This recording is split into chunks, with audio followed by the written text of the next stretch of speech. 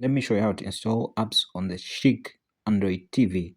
To do this, make sure you press the home button on the TV remote right there. Now make sure your TV is connected to the internet, then move from home to shops, then to the apps option right there.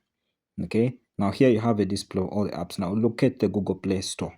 Okay, yes, now when you're within the Google Play Store, you go to the search option right there.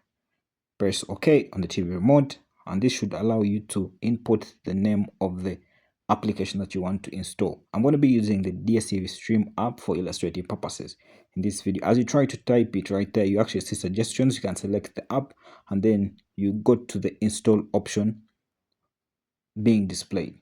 Then you press OK using your TV remote. It should be able to start downloading. For illustration, you can see this is moving from 0 to 100. Make sure you have very good internet, okay?